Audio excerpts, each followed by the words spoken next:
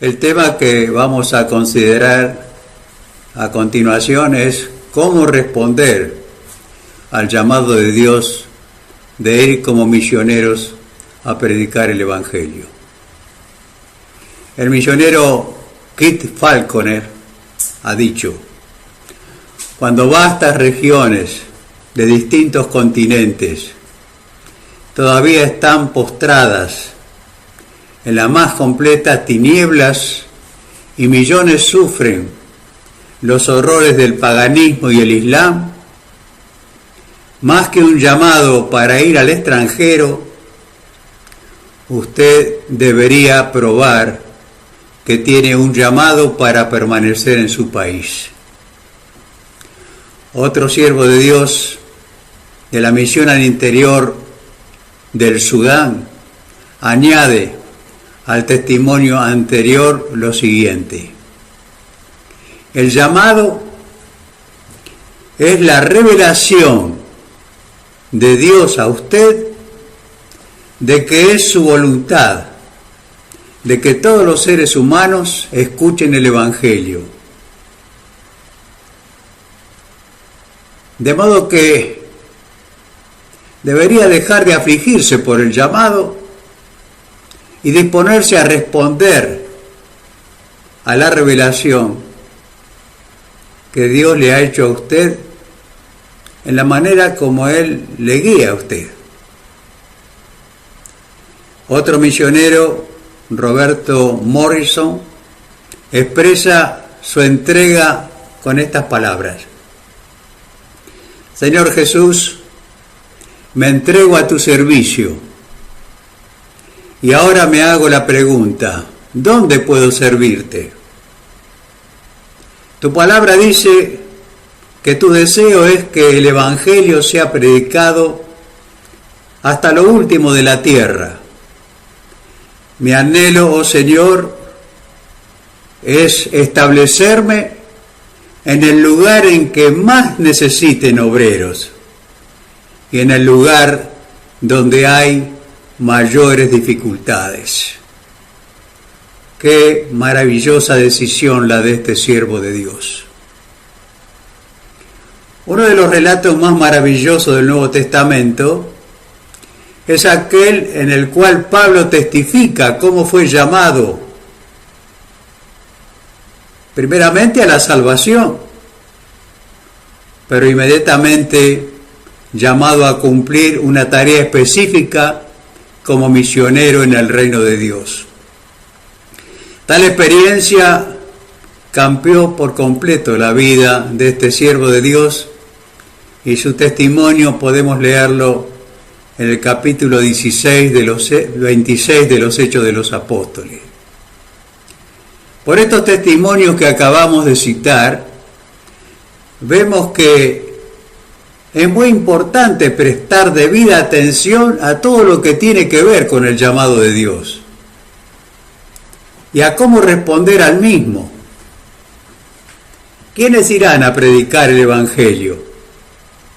¿Necesitan estos obreros un llamado especial para dejar todo y dedicar sus vidas a la predicación de la palabra de Dios? ¿Hay tal cosa como un llamado al ministerio para la obra misionera o para una tarea específica?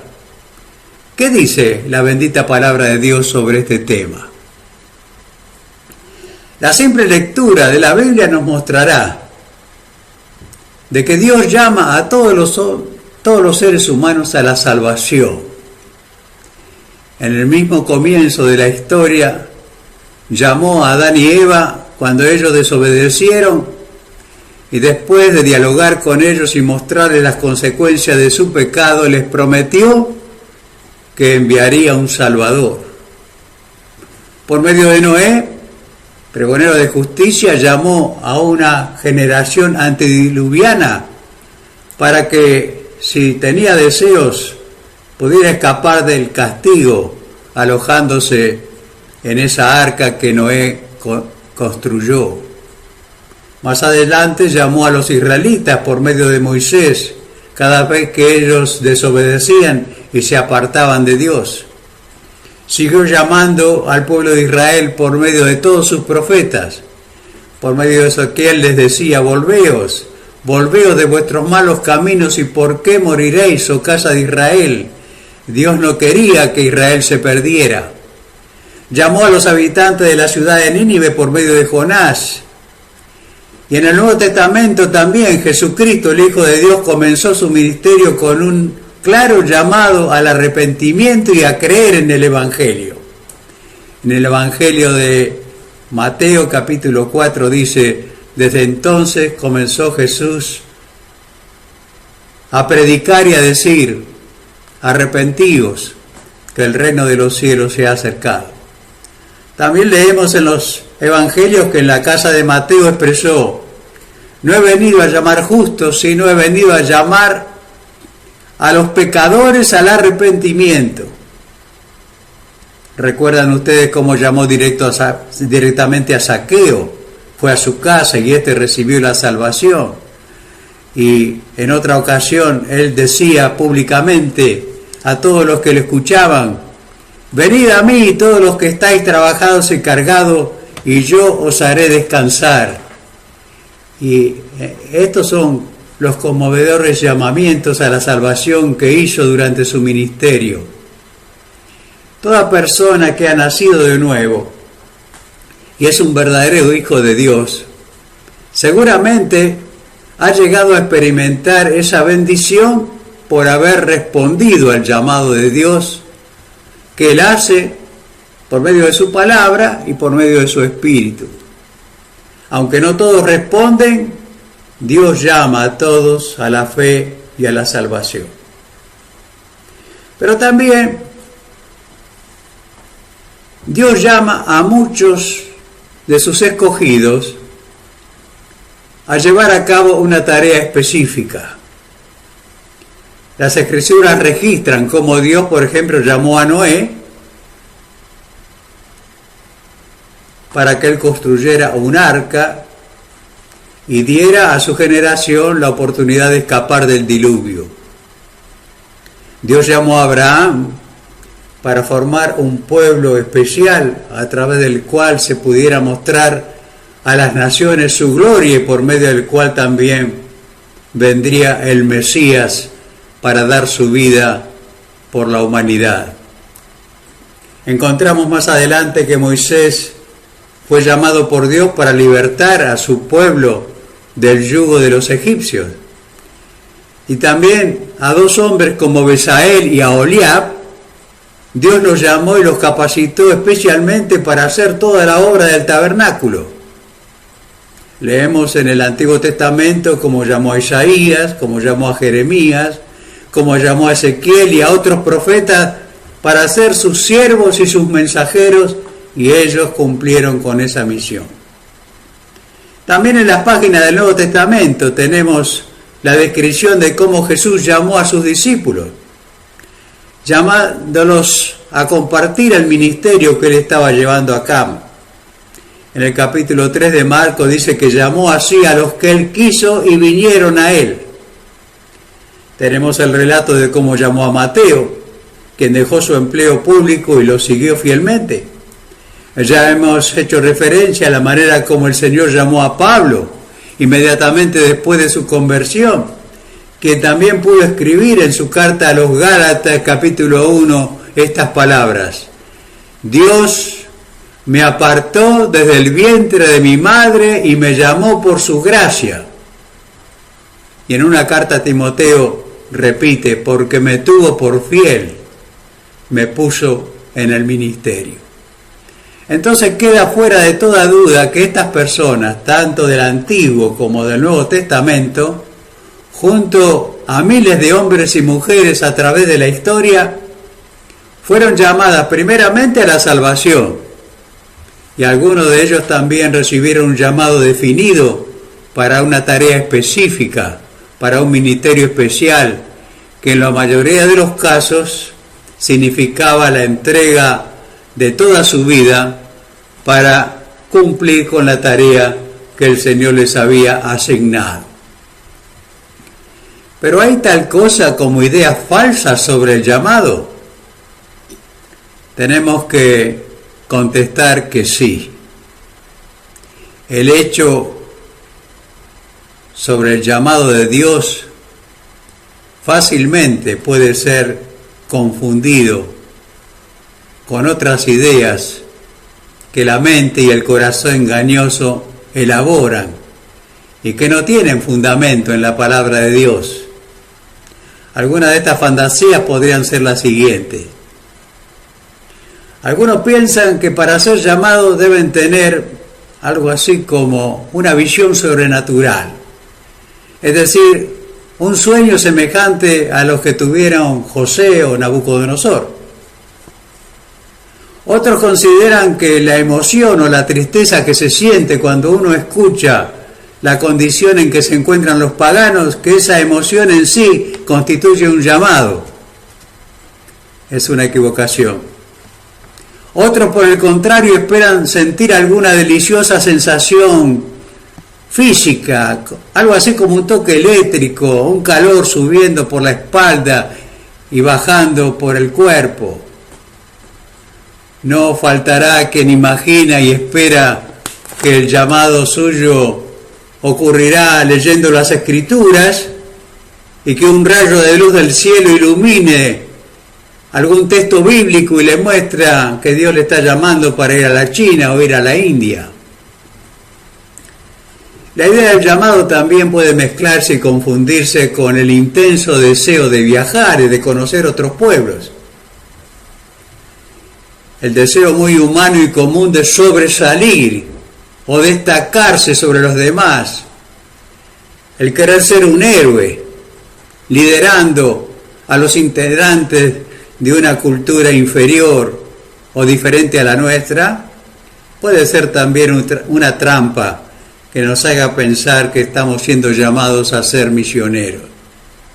Alguno inclusive puede estar esperando oír una voz audible como escuchó Samuel o como escuchó el apóstol Pablo.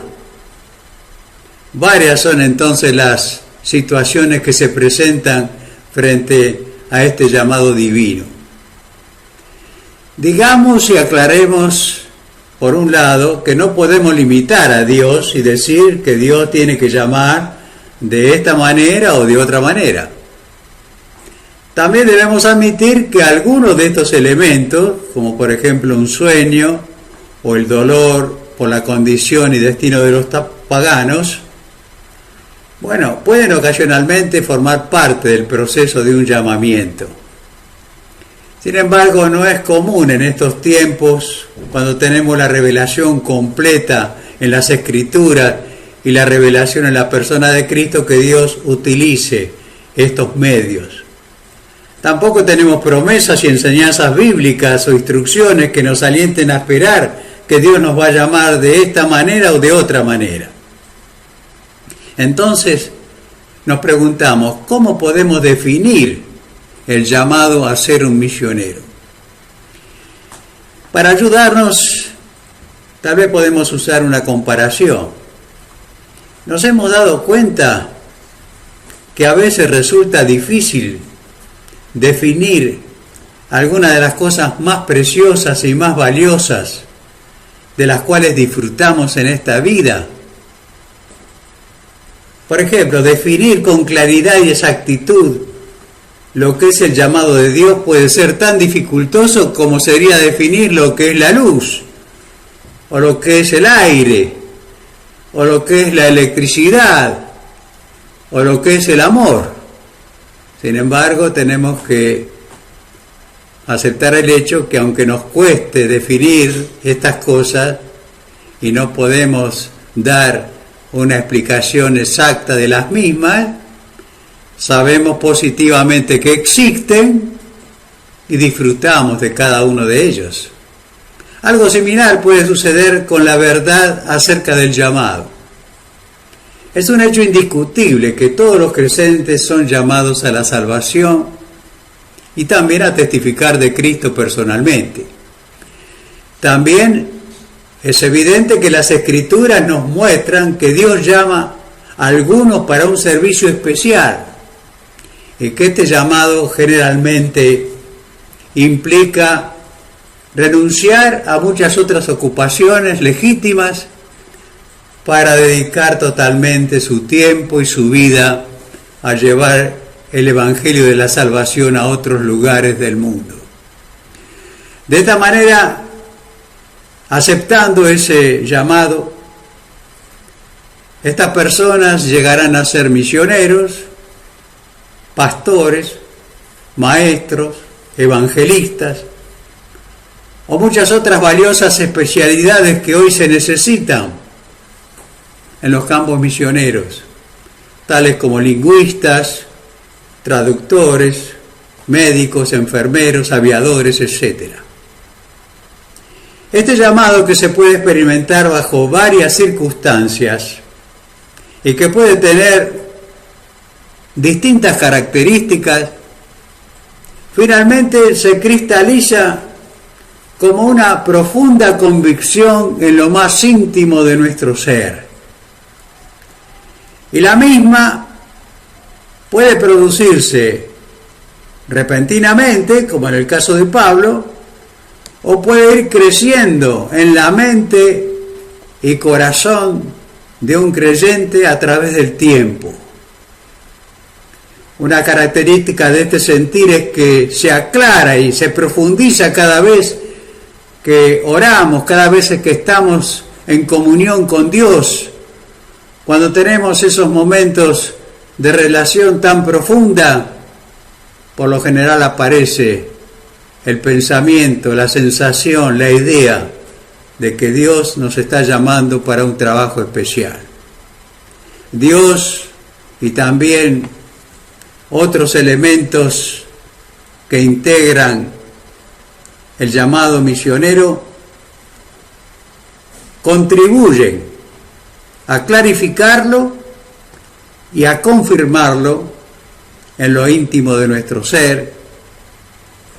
Los mencionaremos y estudiaremos en una próxima presentación.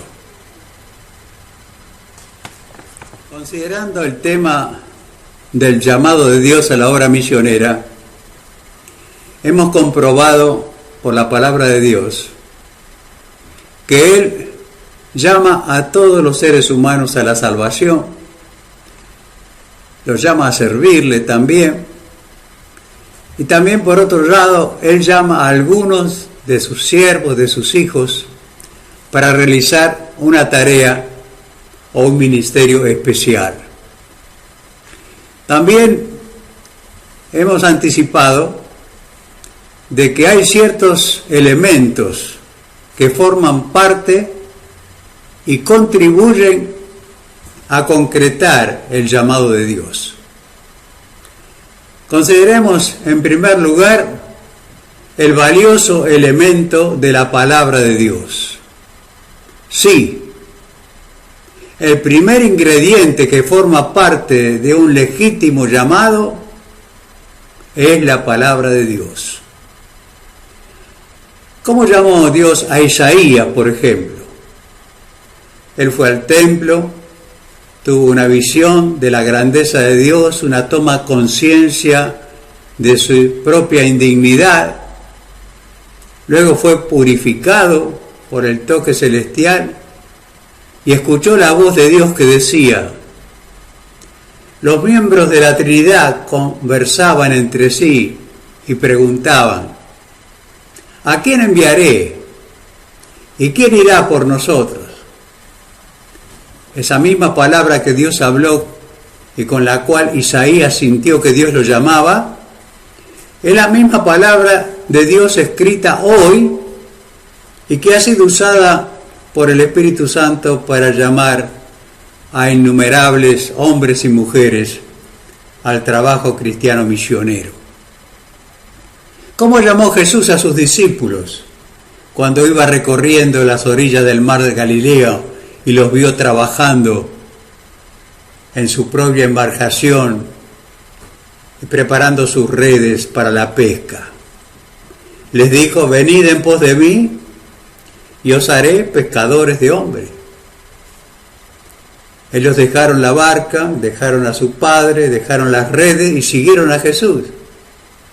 Fue la palabra de Dios el instrumento principal para llegar al corazón con un llamado de Dios. ¿Cómo llamó Dios a Pablo? Por medio de una palabra directa: yo soy Jesús a quien tú persigues.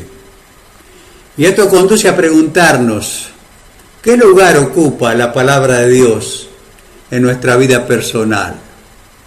¿Qué sentimos cuando leemos pasajes como Marcos 16:15, que dice: id por todo el mundo y predicad el Evangelio a toda criatura? O ese otro pasaje de Juan 20:21, en el cual el Señor dice: como el Padre me envió a mí, yo los envío a vosotros. Estos y otros pasajes similares ¿no despiertan en nuestro corazón una pregunta, una inquietud? Es decir, ¿no nos habla Dios, no nos llama Dios a través de ellos? El segundo elemento que queremos mencionar es lo que llamamos la comunión íntima con Dios. Indudablemente debe influir mucho en la gestación de un llamado esta relación personal que cultivamos con Cristo.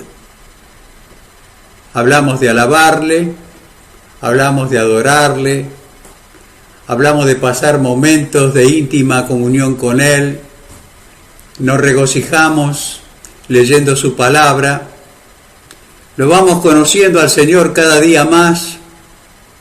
Somos sus discípulos, pero nos negamos a nosotros mismos, tomamos nuestra cruz cada día, lo estamos siguiendo de cerca. En este intercambio de deseos y planes e inquietudes, ¿qué es lo que nos dice el Señor? ¿Cuál es el asunto que pesa más sobre el corazón de Jesús, ahora que está sentado a la diestra de Dios y que tiene por la fe comunión con nosotros? ¿No es acaso la evangelización del mundo? Y si nosotros estamos en comunión con Él, ¿no sentimos lo mismo que siente Él? ¿No se produce en nuestro corazón un eco del dolor que Jesús siente al ver tantos miles de personas que todavía están privadas de escuchar este evangelio de salvación? Si tenemos intimidad espiritual con Él, estas tremendas realidades deben conmover nuestro corazón.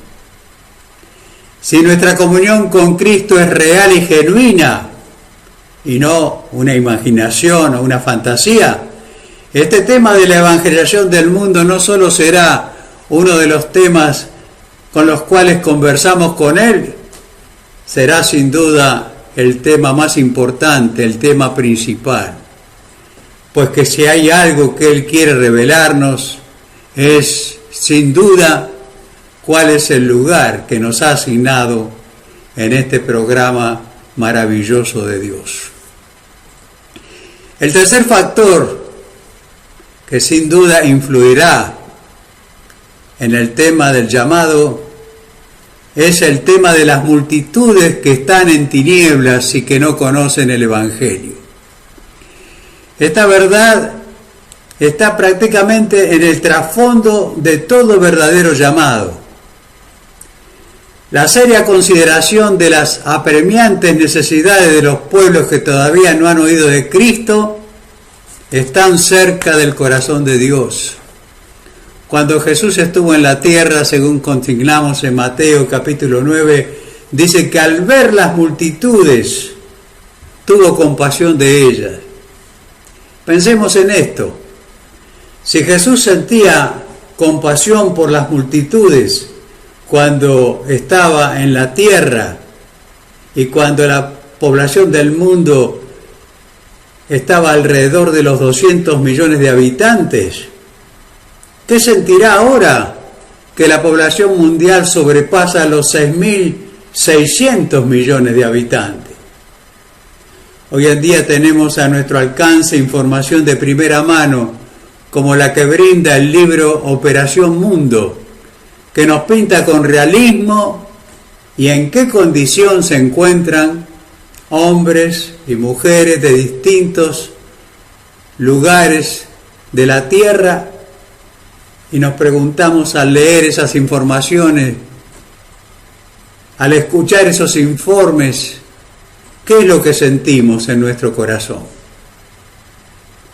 De Hudson Taylor, aquel que fundó la misión al interior de la China, se dice que, estando en una iglesia en la ciudad de Brighton, no pudiendo tolerar más la vista de una congregación de más de 1000 cristianos que se regocijaban en su propia seguridad de salvación, mientras él sabía que millones estaban pereciendo en otras partes del mundo por falta de conocimiento, dice que salió de la iglesia y vagó por las arenas de la playa solo y experimentando una gran agonía espiritual.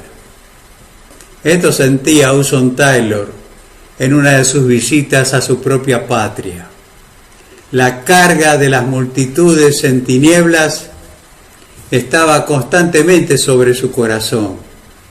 Esta misma compasión debería movernos a ofrecer al Señor nuestras vidas para que Él disponga de ellas y nos envíe y nos use en su plan y voluntad como a Él le plazca. En todo llamado verdadero, llamado de Dios a su obra, la guía y dirección del Espíritu Santo es fundamental. Alguien lo ha llamado al Espíritu Santo el gran superintendente de la obra de Dios. E indudablemente Él está participando estrechamente con cada llamamiento al campo misionero. Porque si hay alguien que está interesado en exaltar a Cristo, si hay alguien que desea que Cristo sea glorificado en medio de los grupos humanos donde Él todavía no es conocido, esa persona, por sobre todo, es el Espíritu Santo. La Biblia nos dice que Él ha venido a morar en nosotros para llevar a cabo un ministerio múltiple, pero sobre todo, tal como lo dice en Hechos capítulo 1, verso 8, para capacitarnos a fin de que tengamos poder para llevar el Evangelio hasta lo último de la tierra. Sí, la relación personal que cultivamos con el Espíritu Santo es vital para experimentar el llamado de Dios. Como Jesús lo anticipó, Él ha venido, entre otras cosas, para hablarnos, para enseñarnos, para recordarnos verdades que Cristo habló y para guiarnos a conocer la voluntad de Dios. Ser sensibles a sus insinuaciones cuando Él presiona nuestra mente y nuestro espíritu con alguna verdad, con alguna necesidad, con algún pueblo, algún país, es fundamental para percibir su instrucción. El Espíritu Santo está activo hoy y la evangelización mundial es uno de sus objetivos principales. Estamos seguros que Él puede, debe y quiere guiar la vida y el servicio de cada uno de sus hijos al lugar donde Dios nos quiere utilizar. La condición mínima es prestarle atención. Tal cosa ocurrió con Eduardo Macali, un joven que estaba estudiando abogacía en un colegio de los Estados Unidos. Él cuenta que un día quiso tener una entrevista personal con su padre y en esa conversación le dijo: papá, durante las últimas semanas he estado luchando con Dios. Estoy convencido de que, aunque soy un buen cristiano, Dios tiene para mí un plan diferente del plan que estoy siguiendo para mi vida. Y quiero, con tu aprobación, dejar la carrera que estoy cursando, que estimo es en gran parte mi propio plan, para prepararme mejor a fin de ir a predicar el Evangelio a aquellos que todavía no han oído ninguna palabra acerca de Cristo. Eduardo, le dijo el padre, Dios puede usar a un abogado cristiano. Realmente se necesitan abogados cristianos. Pero si tú crees que ese es el plan de Dios para tu vida, yo de ninguna manera me opondré. Todo lo contrario, oraré por ti para que puedas ser fiel al Señor en este propósito. Eduardo Macaulay fue uno de los miles de hombres y mujeres que, como Moisés, renunciaron a los tesoros y a los placeres que este mundo ofrece para alistarse en las listas de combate donde la batalla es más dura y más difícil. ¿Qué hizo?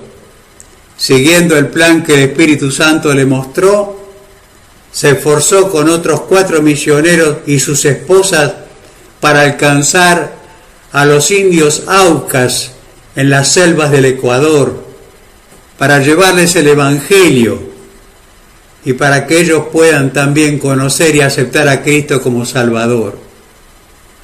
En el cumplimiento de esa misión, Macaulay y sus compañeros murieron, entregaron sus vidas en obediencia a ese eterno y maravilloso plan que Dios tiene de alcanzar al mundo perdido.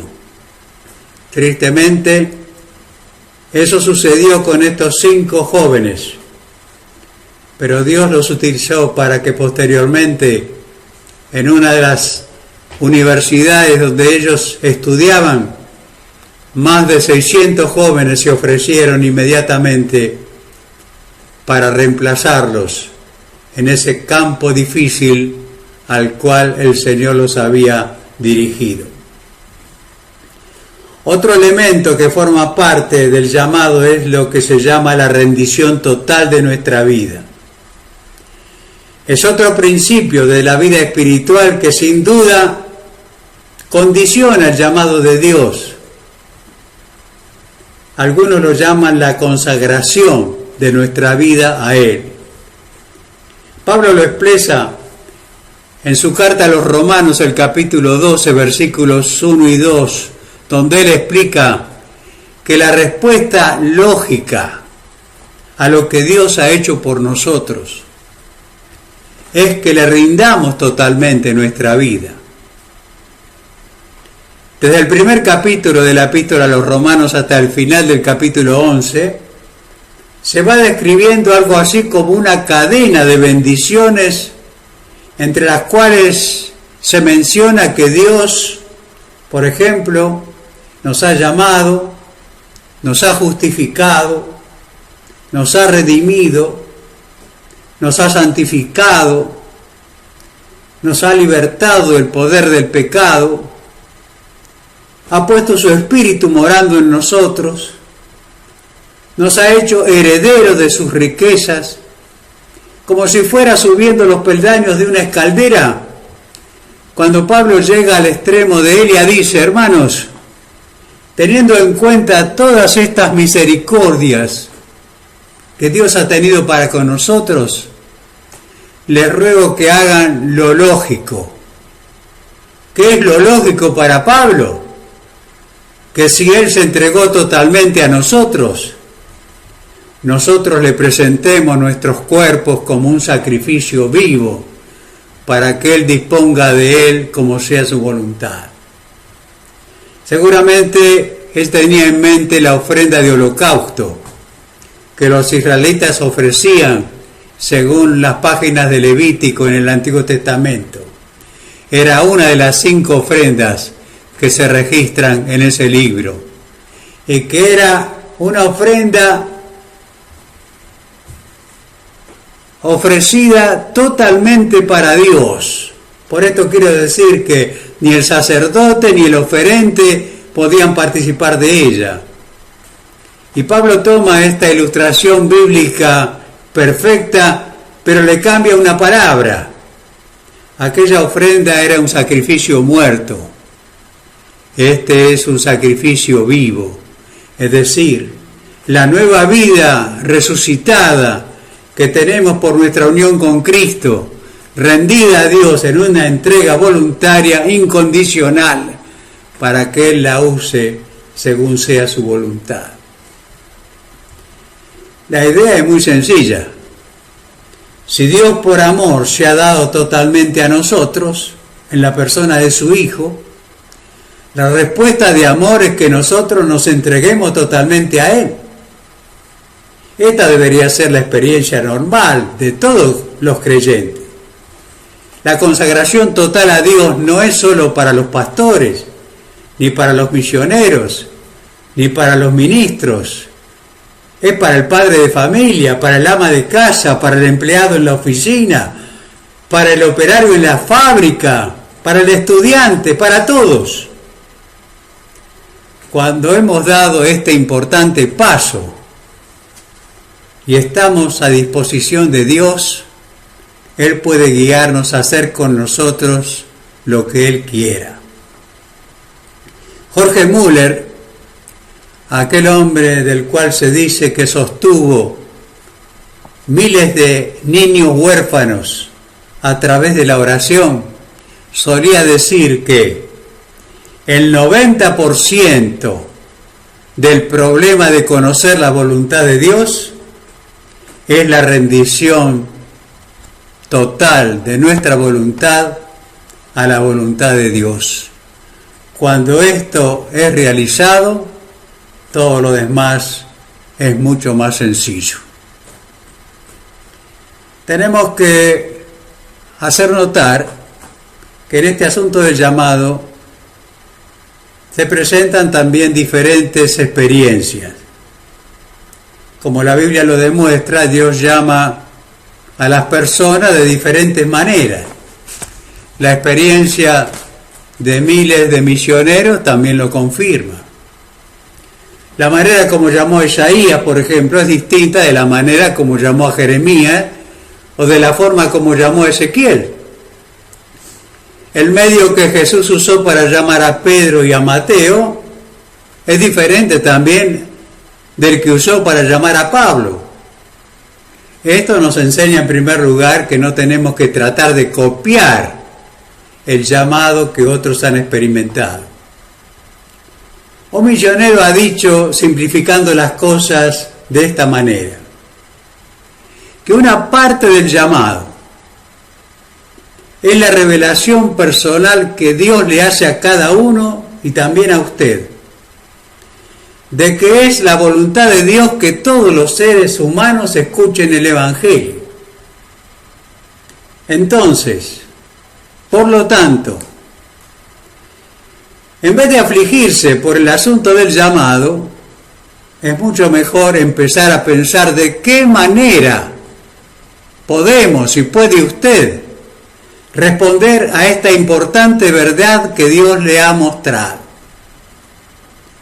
Tal vez sería bueno mencionar que el concepto que se tiene sobre el llamado es amplio y variado. Por ejemplo, algunas personas en vez de el llamado piensan que se trata directamente de obedecer la dirección divina.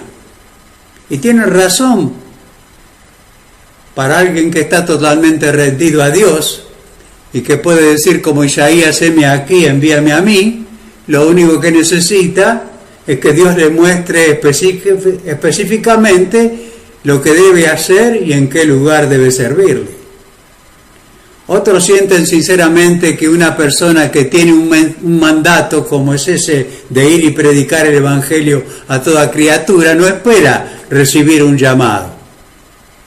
Uno que pensaba así, de esta manera, era el misionero Santiago Gilmour, quien pasó más de 20 años sirviendo a Dios en Mongolia. Él dejó este testimonio: cuando yo salgo como misionero, no es que yo siga meramente los dictados del sentido común, más bien que deseo obedecer el mandamiento de Cristo, que dice: id por todo el mundo y predicad el Evangelio. Estas palabras me parecen a mí que son un claro mandato misionero. Por lo tanto, mi vida al exterior es un asunto de clara y estricta obediencia a un claro mandamiento divino.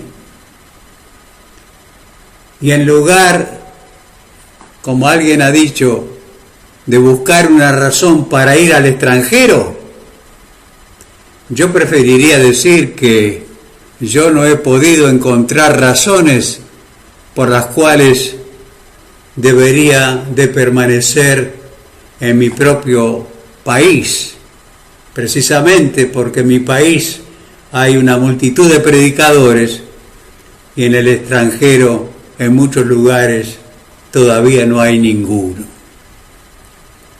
Otro siervo de Dios ha dicho con igual razón: el llamado a la obra misionera ahora no viene a través de una voz del cielo, sino por medio de un versículo de las Escrituras que dicen: id por todo el mundo y predicad el Evangelio a toda criatura. Concluyendo con nuestra meditación, nos preguntamos: ¿cuántos responderán al llamado misionero en el día de hoy? Al parecer, la escasez de obreros no se nota en ninguna vocación importante.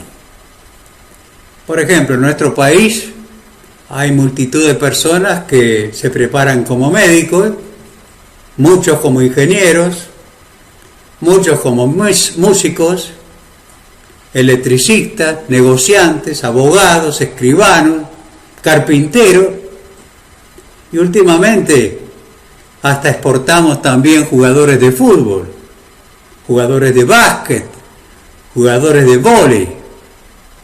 Pero sí parece que faltan quienes se ofrezcan para cubrir los campos misioneros del mundo todavía no alcanzados.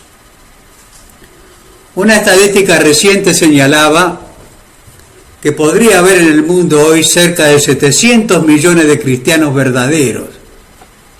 Y se añade que si unos 100 millones de jóvenes, que seguramente forman parte de esos 700 millones,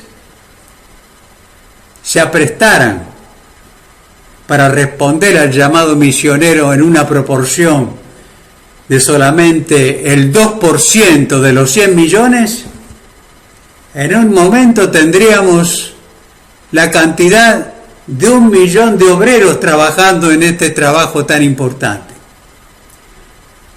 Las estadísticas actuales no llegan todavía a 500.000 obreros en el campo misionero, lo cual significa que es urgente, es importante, y claramente nos sorprende de que habiendo ese capital humano dentro de las iglesias, haga todavía falta tan urgente de centenares de misioneros que vayan a los campos donde Cristo todavía no ha sido nombrado.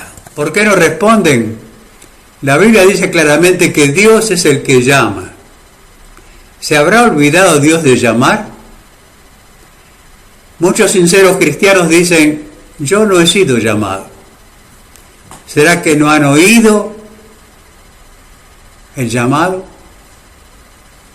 Es posible que Dios quiera utilizar esta meditación para ayudar a los que están escuchando a contribuir a solucionar este que es uno de los grandes problemas de la obra misionera mundial. Seguramente podrá hacerlo si, a semejanza de las palabras de Morrison que leímos al comienzo del capítulo, puede decir de corazón: Señor, te amo y deseo servirte y hacer tu voluntad. Comprendo que mi vida te pertenece y en este momento, como sacrificio vivo, la pongo sobre el altar para que tú dispongas de ella como tú quieras. La pregunta surge entonces, si no soy yo, ¿quién será? Si no es en este momento que decido hacerlo, ¿cuándo? ¿Estoy preparado para responder al llamado de Dios? Una de mis canciones favoritas dice en una de sus estrofas: el Señor que salvó nuestras almas quiere al mundo dar su redención. Hasta el fin de la tierra llevemos su mensaje de perdón. Cuántos hombres aún entre sombras, cuántos pueblos lejos de su luz, nuestras vidas irán a alumbrarlos con la antorcha de su cruz. Nos llama a extender su reino, a ser testigos de su amor. Vayamos listos a extenderlo con amor y juvenil fervor.